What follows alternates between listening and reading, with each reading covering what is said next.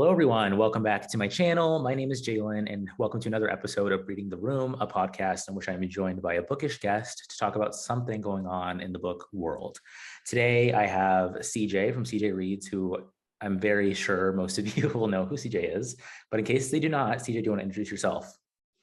Yes, hello, I'm CJ, a fellow booktuber living in Portland, Oregon. Just a lad who is reading. No professional ties, people. So keep that in mind as you listen to this very heady, brainy podcast.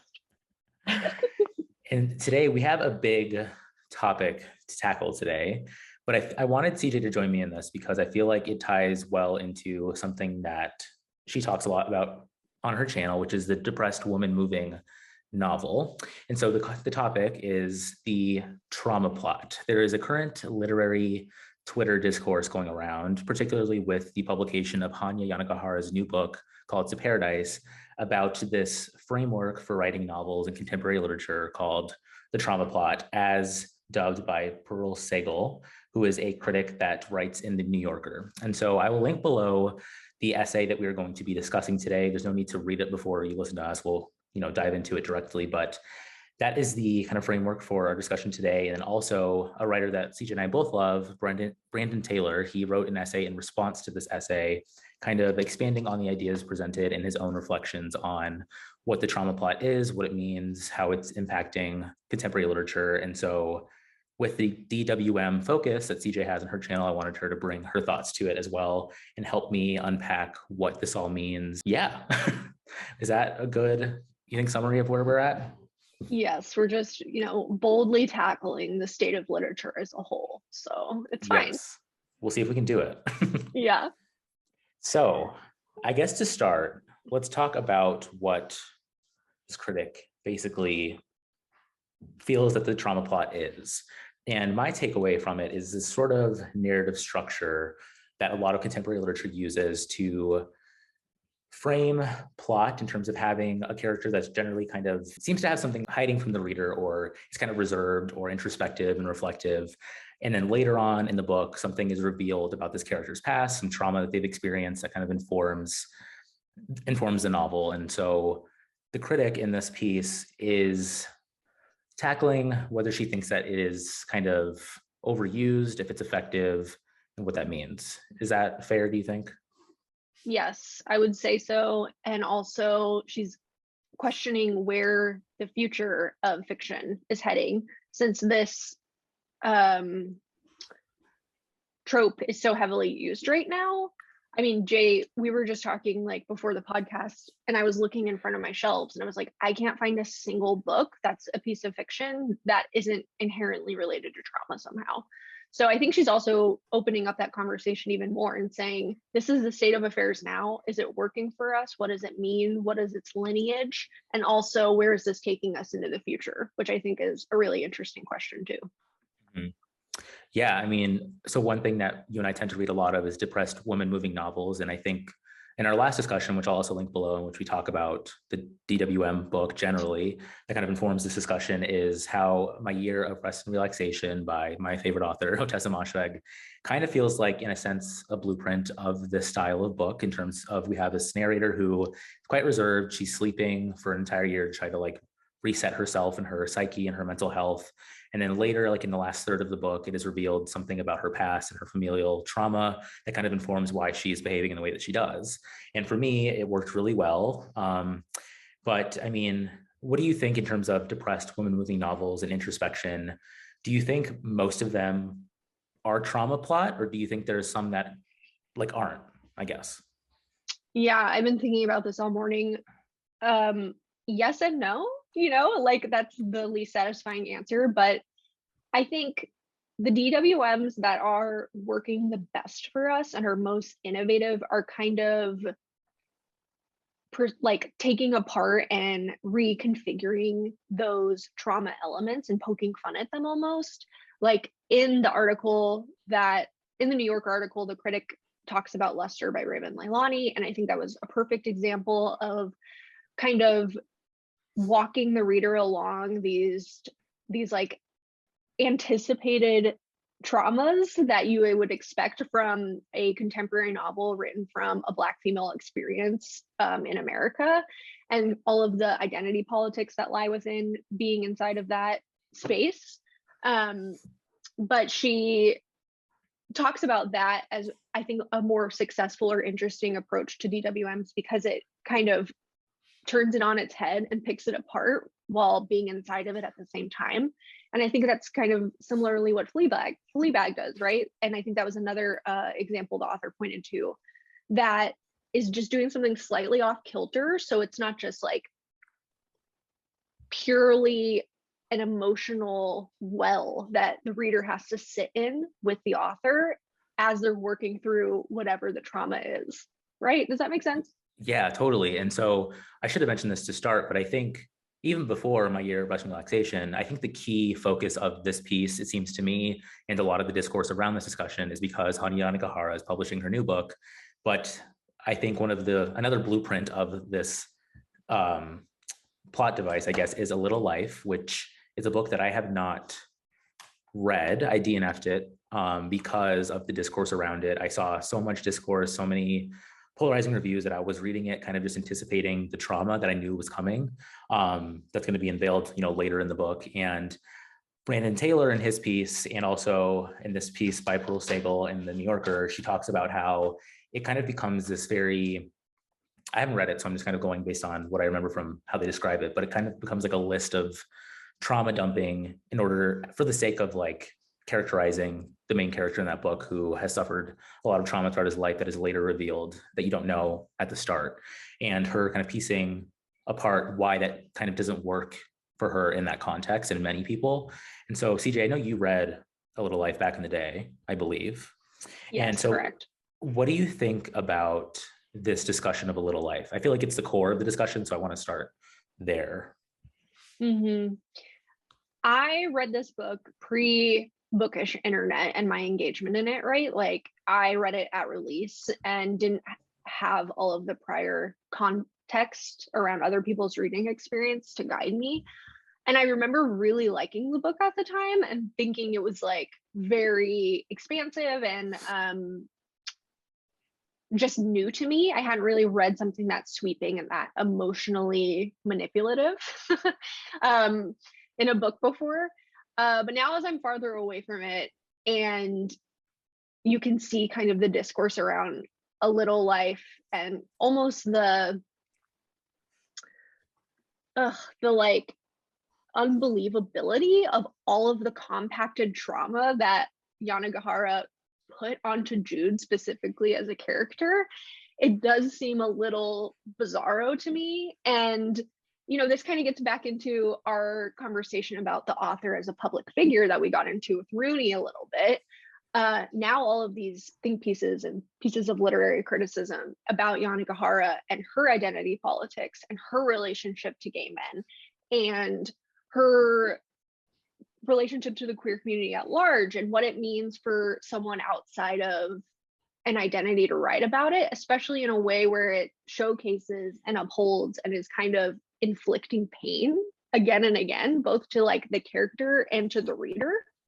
So I think the ethics of that and the morality of that is really what's like at large here, and tied into why this is all centering back to A Little Life, because it was just the most like cartoonish example of what a trauma plot is, right?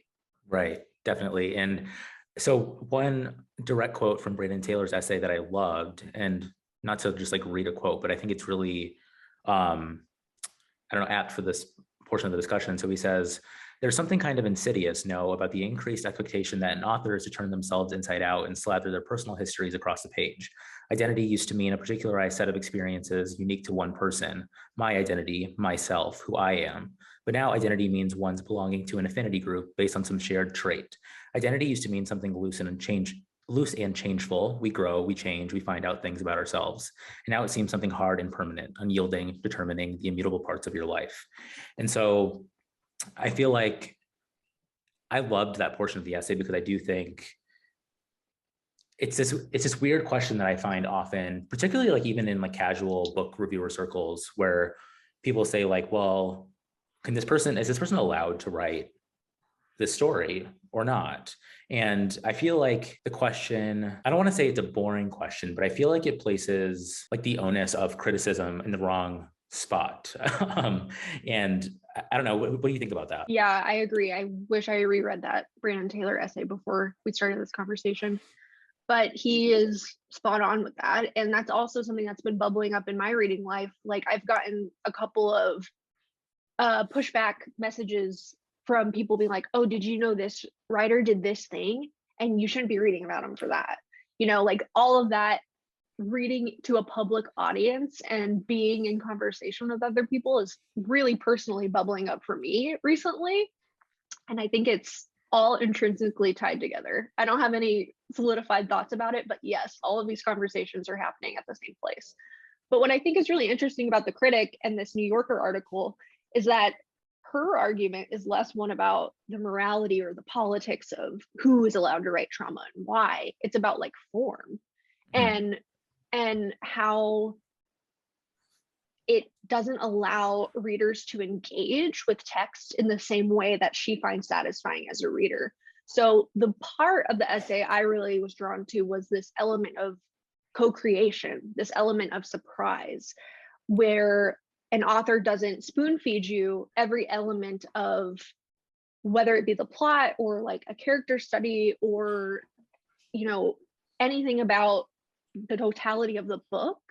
And it opens up that relationship a little bit more, so it is an act of co-creation. And I think that's really what she was calling into question was, where is this taking us if authorial voice is top tier? You know what I mean? If that's like the thing that has to be investigated, respected, and drawn to question over and over again, where does that leave the reader? That's where I was like, ooh, I love that. Like that Mhm. is really an expansive way to think about that. Yeah. And do you think from this essay, like, what do you think she's proposing as a response to trauma plot? Because I don't think it's necessarily an essay that's completely, well, I think it goes pretty hard against the trauma plot, but I don't think it's necessarily saying that it can't be effective or that it should be, no longer used. Because of one thing, sorry to keep tying it back to Brandon Taylor's essay, but one thing he says is like, in his own experience, like completely asking writers to erase certain things of their personal histories or certain traumas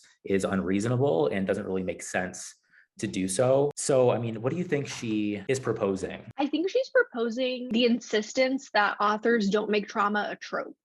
Like, I think that's why she points back to more successful use cases in film and literature about where trauma has been employed not as just like the blanket end all be all of what you can point back to why you're that way, but it's just a thread like in a long string of other threads that need to be connected together. I think in a lot of ways, A Little Life is the perfect example of the tropiness again, right? Like the cartoonish nature of that being the only thing that book was about. Like, I guess it was about friendship, but in the service of alleviating Jude's trauma and making sure he prevents future trauma upon himself and his friends. Um, so I think like if anything, that was my takeaway of it is how do we holistically tell a story, because trauma is a part of like the human condition. You know, everyone has trauma or what can be considered trauma to some way. So how do we position that in a way where it's not a complete origin story or like the root of all things? Yeah.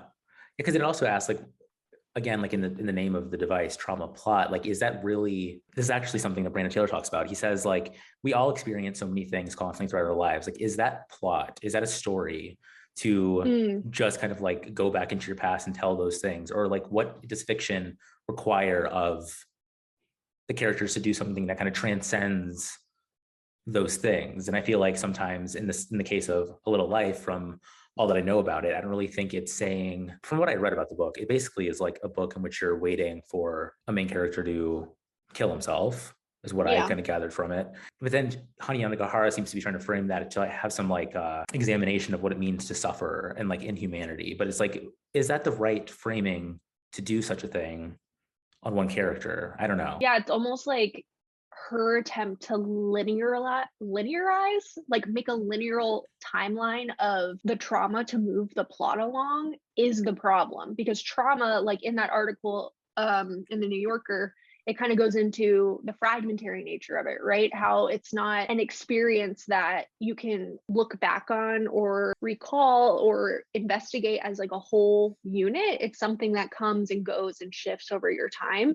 And I think maybe that's like an interesting critique of the trauma plot too. It's like books that use it in a linear fashion is the issue. So for you, when you pick up, I keep going to DWMs, but like any book with the trauma plot, like as a reader, what do you tend to start thinking or sussing out when you notice it? Because I tend to notice it very quickly, like, oh, this character isn't like it seems quite like restrained or quiet or is hiding something, or the ways that they perceive the world. It reflects that there's been some kind of like traumatic event that happened before the novel.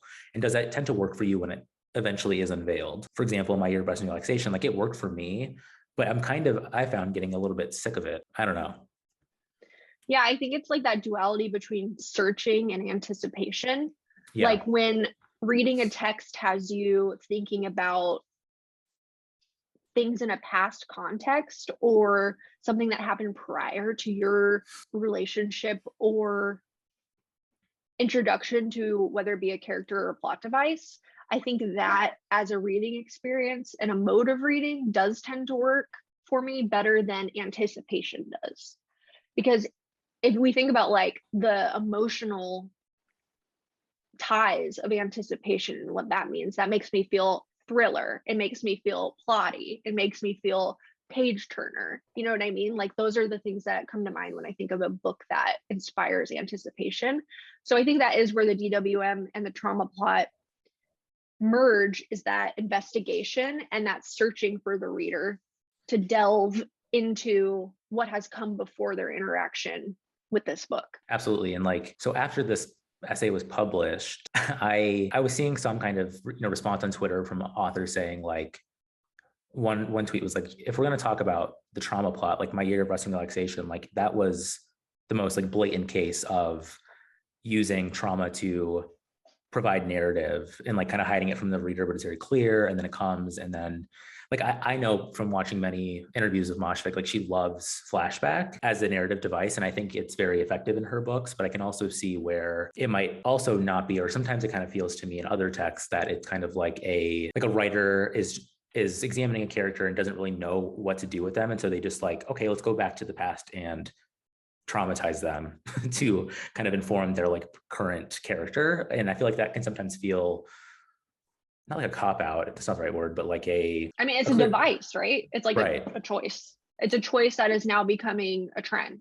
And I think that's like what she's pointing to. I'm going to read a quote from the New York article that I think speaks to what you just said really well. Certainly the filmmakers of classical Hollywood cinema were quite able to bring characters to life without portentous flashbacks to formative torments. In contrast, characters are now created in order to be dispatched in the past, to truffle for trauma. So, like that searching that I just spoke on, I do like the truffle hunting a little bit. I just think it has to inform more than the entirety of the book and why I'm reading it. Also, like, is that true? The filmmakers of classical Hollywood cinema were quite able to bring characters to life without flashbacks. And I think that's, again, like a not fair of a comparison between those two mediums, because portraying a flashback in a book is way easier, way more successful than it is in a movie.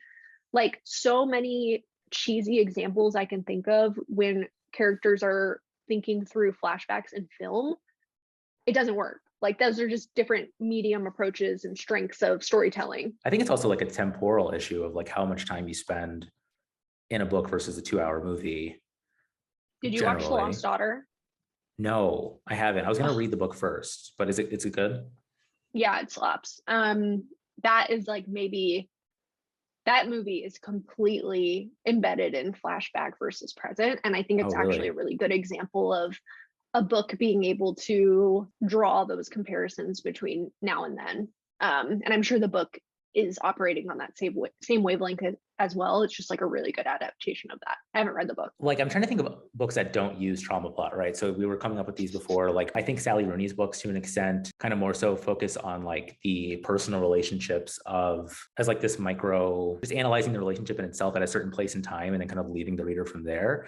And what do you think about that versus like these books that look back at a character? Like, do you think that they're more or less effective, or does it, usually it probably is just, it depends on the writing and what the story is, but Yeah, I think there's a lot of flux there, but it is, for as a reader, like a completely different experience, I would say, tone wise, because I think that sense of temporal investment, like you just spoke about, is true in those novels that are more focused and tight knit, like Assembly by Natasha Brown.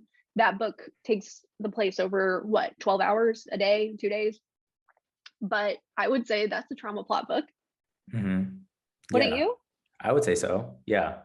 In the And same way My Year of Rest and Relaxation is, where it's the gotcha at the end.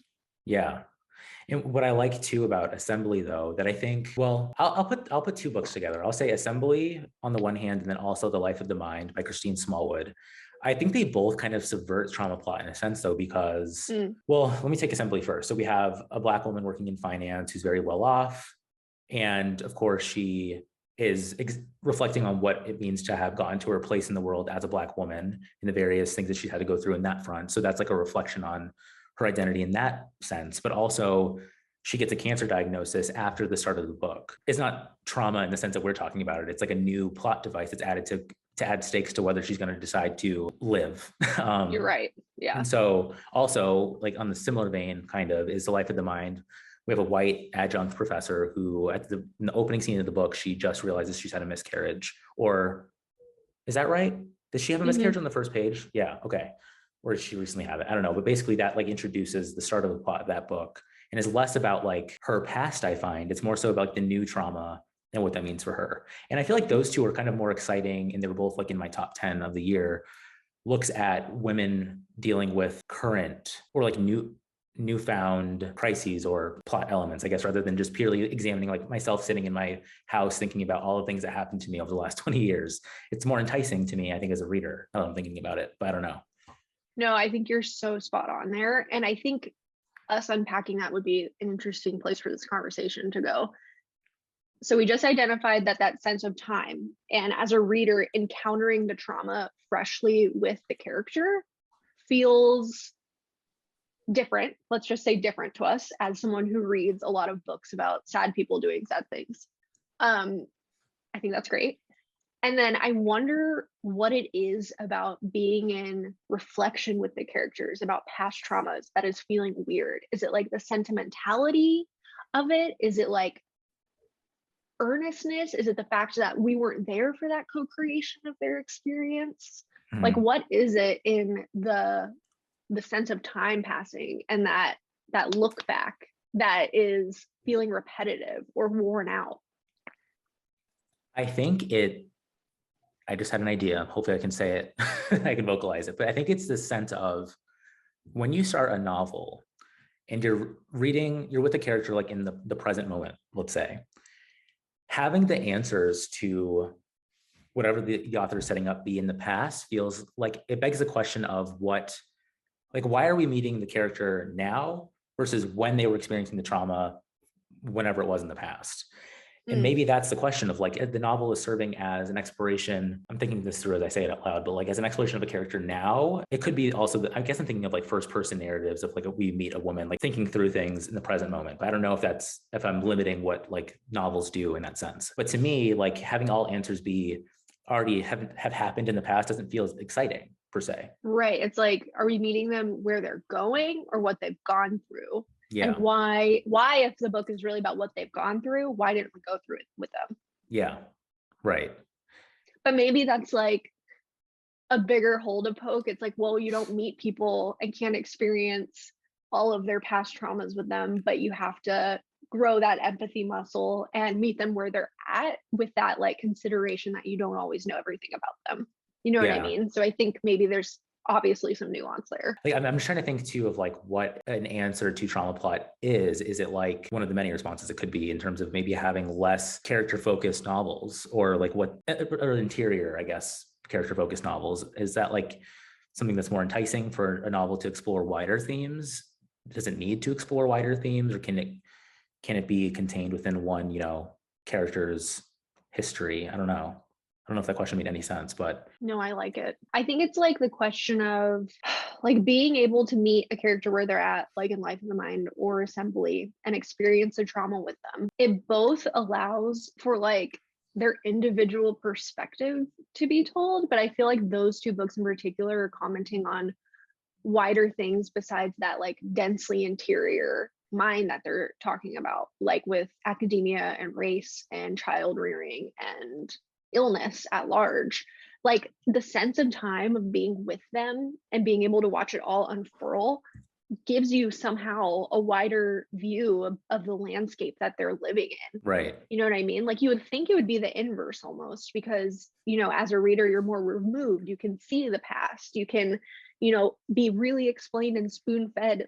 Jude, this happened to Jude because he was an orphan and he was, whatever, and really get like the whole story fed to you. But as a reader, it is more transfixing and just like a fun reading experience to be in it with them and being able to co-create. I guess that's what I just keep coming back to, is that co-creation. Yeah, it just made me think of autofiction, and like, how does trauma plot, do you think, inform autofiction as well? I'm trying to think of particular like autofictional books that do this. Like, what books have I read?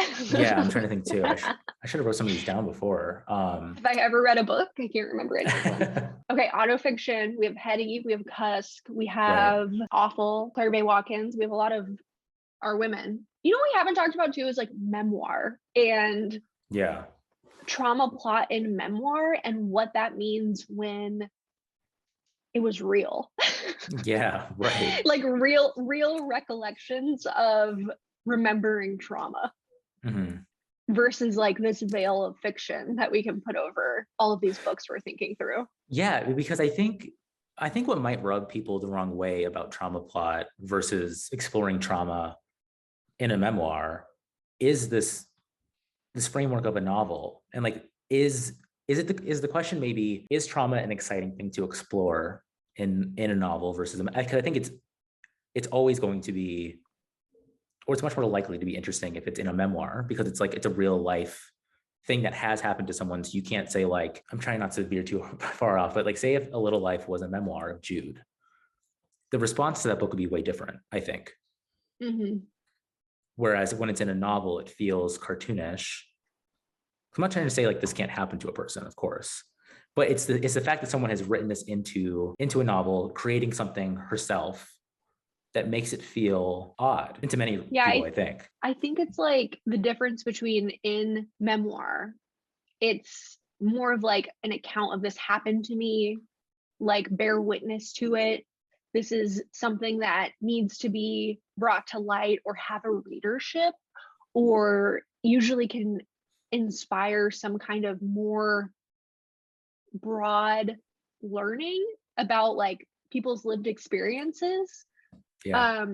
Like The Glass Castle with childhood poverty and like your parents being houseless. What other memoirs do we know? Joan Didion, Your Magical Thinking. Yeah, Joan Didion reflecting on loss and how that is such a singular, individualized experience, but has kind of a universal effect, and so many people can relate to it.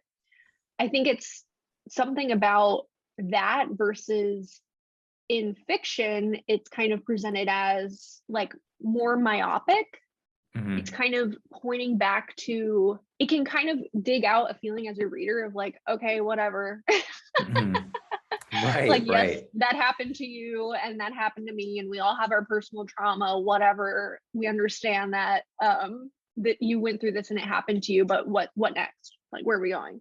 Right. I think it's kind of how attuned we can be to the suffering of others and what it means, and its resonance with us changes depending on form. Mm-hmm. And it's easier to critique if it's not real, obviously. Right. Right. Another thing I think is interesting is focusing on trauma a uniquely Western perspective? Like, does it further point back to more individualization and ways to point back to the self and only see the world through a particular lens that is very highly personal to you? Mhm. I think maybe that's what a trauma plot does in a book in a bad way. Yeah. If it's unsuccessful, if it's talking through trauma and having that be one of the threads, if it's unsuccessful, that's kind of the characterization I would give it. I agree with you on that for sure. I think it's like memoir, you know, there's no chance for co-creation as a reader. You are going Yes. into that form with the expectation that you are going to be presented with something that is real and something that happened. And as a reader, the element of co-creation in fiction can either be positive or negative. Like there's some books that maybe like fantasy, or I don't know, more like genre heavy fiction, where you are being taken along through a very thought out, substantive A to Z, that you don't want to be a co-creator. You want to be taken along for the ride and be in this immersive journey. But I feel like the books that we like, we can be a contributor to. That's a really good point. Why are you so big brain, CJ? I'm not. What the solution is for fiction if we don't Yeah. want it to be a trauma plot. If we don't want it to be a trauma plot, I think, okay, for example, I'm currently reading Lapvona by Otessa Moshfegh, which comes out in June. And Shout out to Penguin Press. shout out. So just to preface, I know likely no one that's watching this has read this book, so I won't go into it too much, but Otessa Moshfegh is a key user of trauma plot, I think, I would say, even like in Death in Her Hands, when we learn more about the unraveling of the narrator's mind, it feels very in the vein of this discussion that we're having now. But what I like that Moshfegh is doing is she's giving us for the first time a third person narrative, and it's set in history, but it's very plotty. That also uses flashback. But I think it's just interesting. I'm not trying to say that the answer to this is having less introspection, more plot, but I think, I don't know if my answer is just because I'm a little bit tired of these kind of aloof and like extremely interior characters. Like I kind of miss the feeling of a story rather than just a look to the past. I think it's just more so having a tradition of plot would be, I don't know, fresh, I guess. It's a very, time-worn thing, having a traditional, plot. But I do think there's something that this question of having characters that have a lot to unpack and having a lot of like interesting reflections on humanity kind of begs for an interior narrator. But I don't think that's the only way that we can examine those things. But I don't know. Oh my God. I love everything you just said. I think like, what if it's as simple as we need to stop reading first person novels? Right. Yeah. Right. Right. I think like it's that authorial choice of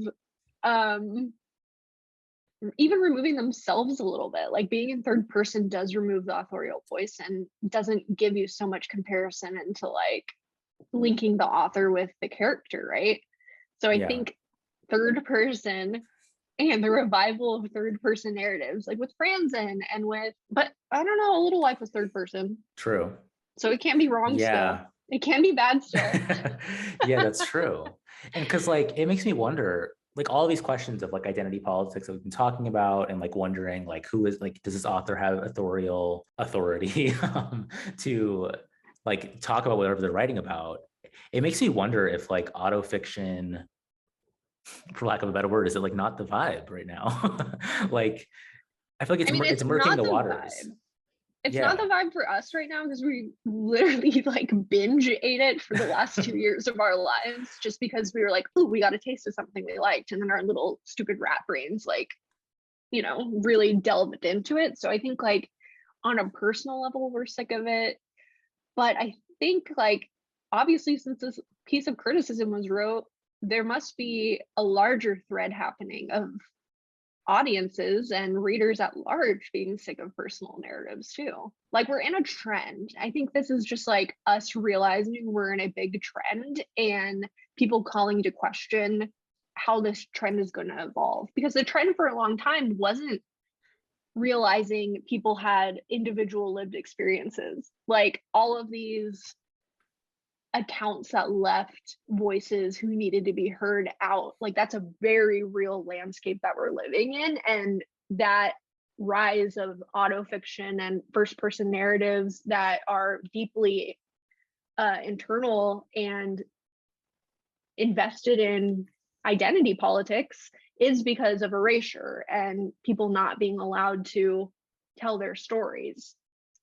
And I'm like, okay, maybe we just need to read more first person narratives by people who don't look and sound and live the same way we do. Like that's definitely kind of where my reading is going this year, is realizing that I don't need to like hunker down into another white woman who's depressed and moving through the world. Yeah. But I think there's just like acknowledging the point in history where we are in storytelling, and like the good nuggets that can come up through this new recognition of personal trauma. And then also as readers and people who want to experience narrative structure in different ways, how where is that going? Like I think it's just an interesting point that we're at right now. We don't know where we're going.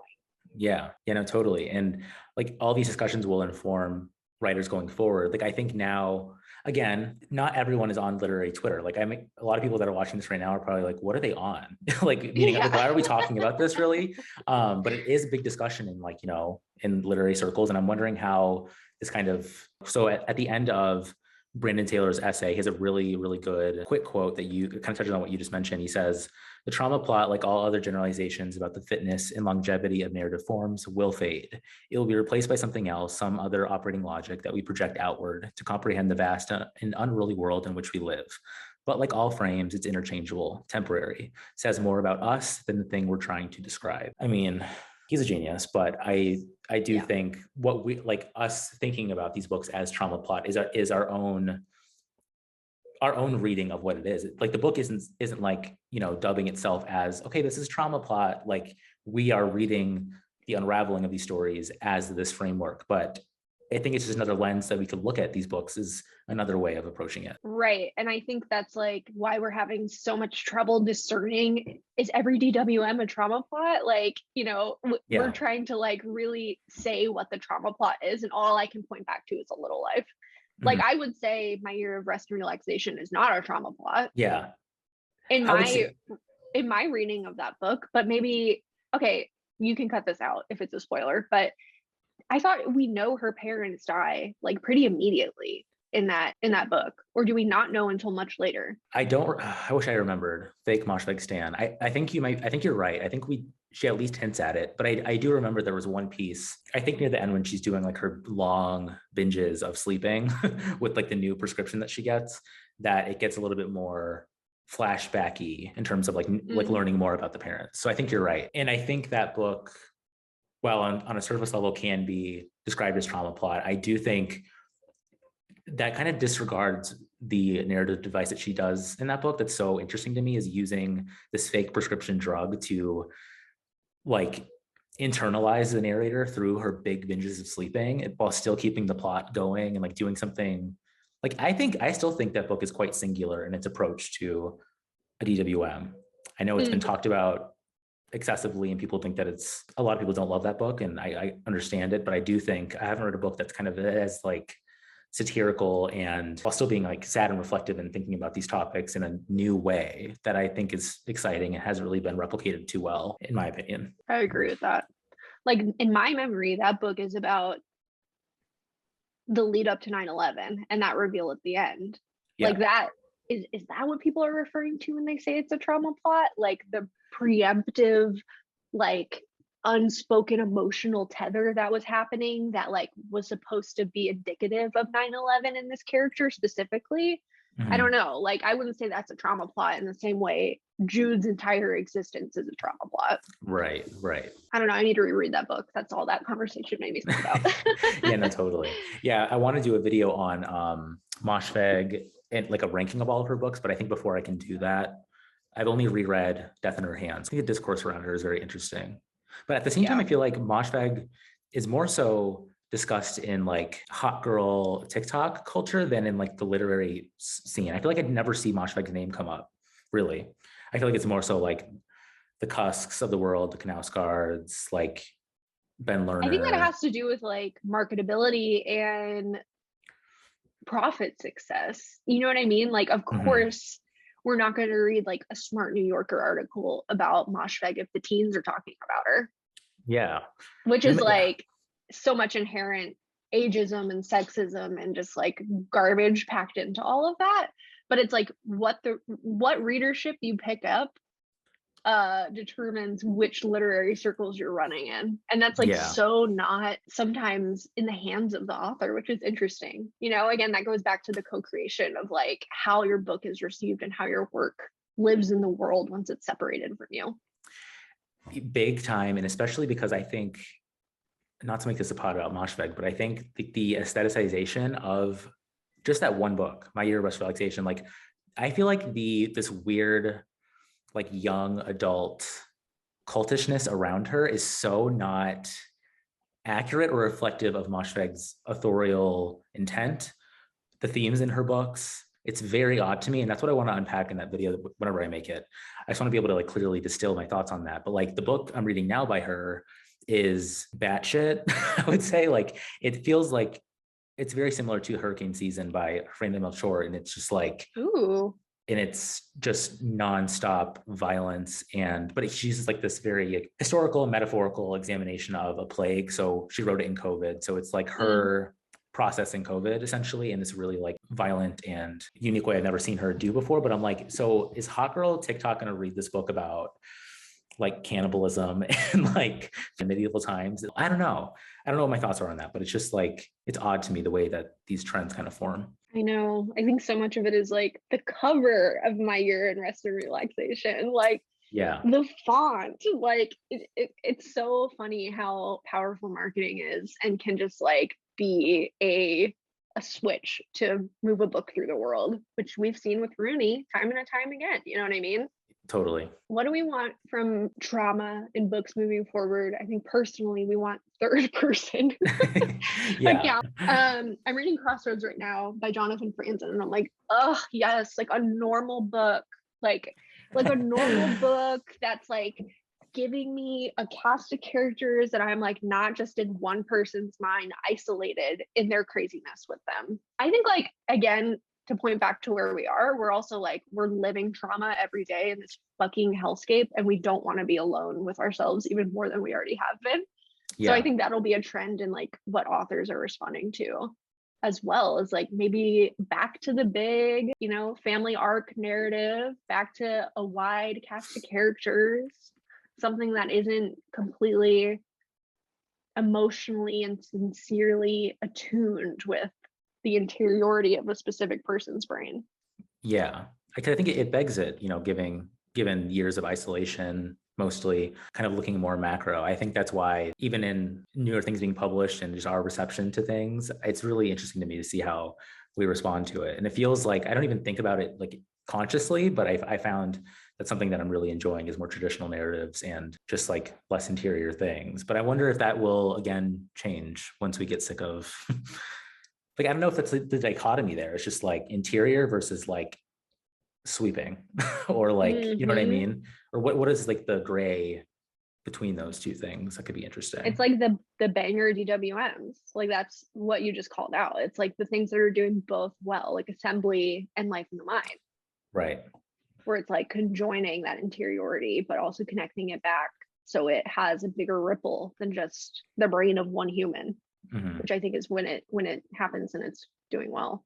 Yeah. We will see if we're right going forward. Yeah. It's weird being just like a reader and Yeah. like you know what I mean? Like we're just like a captive audience, and like we're just like a captive audience and at the mercies of whatever these contemporary writers want to be doing. But we're also at such a cool point where we can just like reach back into the past and dip into what has come before us and vibe out with that if the ultra hyper present isn't connecting with us how we want to. Yeah, totally. And like I was talking to Hannah about this morning. We were talking about how like being like say if we weren't on booktube and we didn't have any like internet presence or like giving our own like vocalizing our response to books, I feel like many books I would just kind of read and like literally put it back on my shelf and not think about it again. And I think being on the internet and having these discussions with, you and like really reflecting on it has been so helpful for me as a reader and just thinking more quickly about books. So I think it's just an interesting reflection of our time, not to sound too like corny or whatever, but I think it's true. There's something in what you just said too, where it's like our hyper specific need to be deeply ingrained in something and like speak about it too. Like the de-hobbyification of what reading is to us now that we're doing it in community with an audience. Like, I think that's interesting too. Like, maybe that's also why we're pointing back to these larger sweeping narratives and wanting plot and wanting a third person perspective, because it's like not that kernel of self. You know what I mean? Like, it's a further way to distance ourselves from the me. I know I don't want to open up a whole new can of worms, but like, what do you think in terms of us having this presence and like removing itself from a hobby and actually putting things out about books? What is my question? I think my question is, do you think it'll ever cause you to leave BookTube? And the reason why I ask this is because when Alex from A Page You On, he recently made a video about how like I think it's fair to say comfortable, or has considered the fact that he might not read for a period of his life, or might only read one book a year or 10 books or many. I think what that means given his presence online. Like, he doesn't want to leave, from what I recall from his video, but something I've been thinking about. And yeah, it does make me think, like, am I rat holing in one specific like medium? Like, I rat holed so hard in visual media and visual art in college. Now I'm in books. Like, I probably am going to have a big movie phase. Like, it's just, isn't it funny like how your interactions with art just shifts of what the medium is over your lifetime? And I think that's what Alex was really acknowledging, was just like, yeah, like, I sure am invested in this right now, and like that might change, and I feel almost at my capacity. And I think that's a cool thing that you can realize. And I didn't realize until I just connected it back to, like, I was obsessed with music in high school, and then I was obsessed with visual media. Now I'm obsessed with books. You know what I mean? yeah, And that probably is just going to keep evolving and changing as I get older. And like, that's natural and okay. But like, maybe we are self-inflicting burnout a little bit sooner than it would have usually came, I think, is the only like repercussion of what we're doing, maybe. yeah, I totally agree with you. And one thing for me, it's weird. I kind of feel less receptive to the idea of not reading. Not saying that it's not going to happen to me, but I honestly feel nervous about it, which is like, I don't know what that means, but like thinking of a day when like I am not like a voracious reader, like it makes me nervous for some, I don't know what that is, like what that Well, now it's an is. identity marker, right? Like, Right. it's an identity marker for you. Other people are seeing you through that lens. Like, you've literally gained community via us and all of the other relationships and connections that you've made through this hub. And I think it's the potential disappearance around any of those elements that is the fear factor and that pressing looming anxiety. Yeah. Like, oh, if my daily interaction with this thing changes, do all these things have to change too? And I think the answer is no, but that's like a very human response to the what if of that question. Yeah, totally. I have an idea. So Brandon Taylor, in his essay, he has this really interesting point to kind of tie it all together, like our discussions about our book presence. But he says in the New Yorker article, he talks about it this way. He says, but also I found parts of the essay itself strangely opaque and muddled, and somewhat ironically, it had the charge of consciousness addled by something. I guess what I mean is that the essay itself took on many of the characteristics of a narrative about trauma, or a narrative under the influence of trauma. The discursive roaming, the feints, the bits of self-deception discovered almost by accident and folded into the inquiry at the heart of the essay, which I did not say to discredit any of the claims or to imply that the author is traumatized. I bring it up only to highlight, to Segal's point, the ubiquity of the form. And I just want to read that because it kind of reminds me of the ways that I kind of think about, as he says, the discursive roaming of like being alive, I would say, and also just like being on the internet and thinking about like our place on it and like in our reflections on books. I feel like the trauma plot still, despite it being old news, for lack of a better word, I feel like it does still kind of reflect some kind of essence of our humanity that I don't think we should just shrug off completely. And I just have, because I just started from trauma plot going into like, do I want to stop reading books forever? And it's like, what is that? Like, why did I just go there? But that kind of, I think, plays into that idea. Ugh, I love everything you just said. That was so good. Agree. Like, what a weird red thread between us examining trauma in the interpersonal and then like the even like fake potential idea of that's what all reading is going to be for the rest of your life. It's so funny how we just got there. I think it's just like such a, when it's done well, such a cool mirror to for self-examination and other people's lived experience that you would never get otherwise, because and also is just like allowing for ebbs and flows and thinking about trends at large and just like within your own personal life and where culture is and the zeitgeist and like absolutely everything is cyclical, which is just like the funniest, most human like response to this entire conversation we just had. Yeah, right. I mean, that's kind of the joy, I think, of criticism generally, is like, that's why I find these writers so interesting, is that they're able to, I feel like I could never, like I needed this to serve as like the platform for me to be able to analyze this question. Like, I don't know how they come to these conclusions just sitting, doing their daily job. Like, I just don't understand. Also, like the critique of the critique, like we're critiquing Brandon Taylor's critique of the New Yorker article, which is critiquing a literary trope. It's like the new Scream movie. It's meta oh my God. as hell. The metaverse. Bro, we're in the metaverse. Yeah. Well, thank you, CJ, for joining me today. Another one in the books, baby. I hope you join me in the future for another one. Like, we have endless things to talk about. So we'll see where reading takes us in 2022. Cool. All right, everyone. Thanks for watching. Thanks for having me. Yeah, thank you for coming. And I'll leave links to everything that we talked about below in the description. Check those out. Follow CJ. And I'll catch you all in the next one. Bye.